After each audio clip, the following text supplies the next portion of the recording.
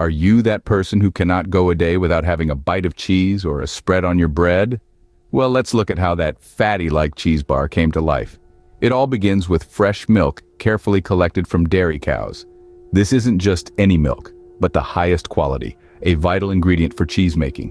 Dairy farmers are the unsung heroes, painstakingly ensuring the milk's quality, from the cow's health to the cleanliness of the milking process.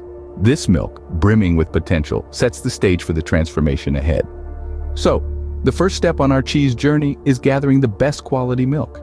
The next step in our cheese-making process is pasteurization. This is where the magic really begins. In this crucial stage, the collected milk is gently heated to a specific temperature. This heating process is not merely a whim, but a scientifically backed method to annihilate harmful bacteria that could potentially spoil the milk and our cheese. But don't worry, while these unwanted guests are shown the exit, the delightful flavor and precious nutrients of the milk are carefully preserved. Pasteurization ensures that our milk is safe, flavorful, and ready for the next step. Once pasteurized, it's time to add the special bacterial cultures to the milk. These aren't just any cultures, they're friendly bacteria, like those found in yogurt. Their job? To acidify the milk, lowering its pH and creating a perfect environment for fermentation. This acidification process is crucial, as it's the first step in milk's transformation into cheese. These cultures not only add tangy flavors, but also help preserve the cheese by preventing the growth of harmful bacteria. With the cultures added, the milk starts its transformation into cheese. As the milk ferments, a fascinating process occurs: coagulation. This natural reaction, aided by the added cultures and rennet, causes the milk to thicken and separate into two parts: curds and whey. Think of curds as the stars of the show, the solid masses that will ultimately transform into the cheese we know and love. The whey, on the other hand, is the liquid byproduct that's often used in other food products. Coagulation is a critical step, giving us the curds that will soon become cheese.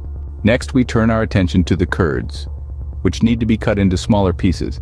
This isn't just for aesthetics. This step is crucial in releasing more whey from the curds. Interestingly, the size of the curds directly influences the final texture of the cheese. Smaller curds lead to a firmer cheese, while larger curds result in a softer, creamier cheese. It's a delicate balance of science and art, each cut precision guided by the cheesemaker's experienced hand. Curd cutting is an art, ensuring the perfect texture for our cheese. Now it's time to cook and stir the curds. This gentle heat treatment encourages the curd particles to expel more whey, further enhancing the concentration of the curds.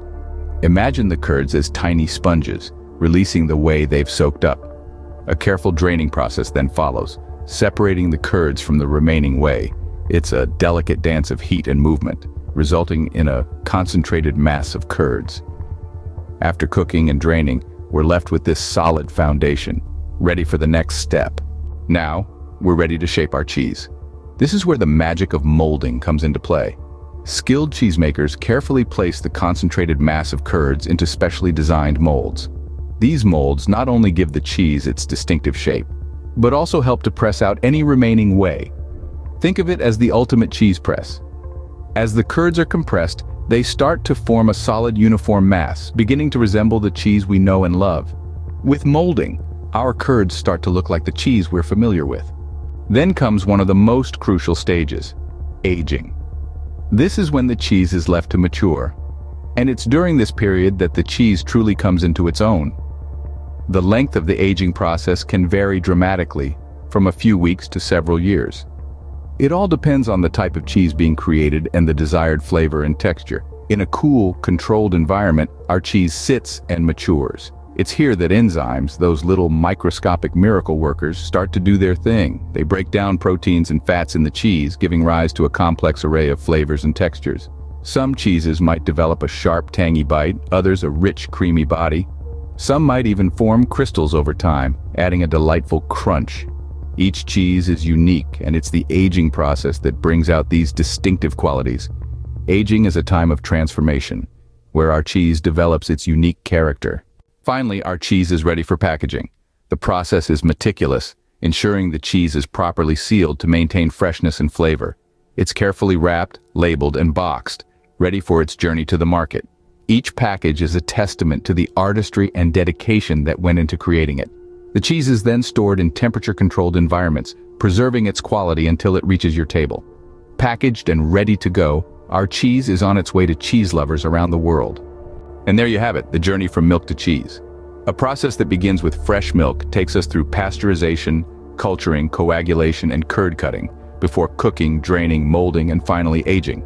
It's a labor of love, a testament to craftsmanship and dedication.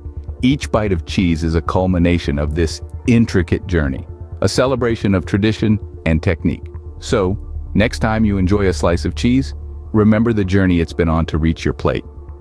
Thank you for watching, and I would appreciate you clicking the like button and sharing this video with friends and lovers of cheese.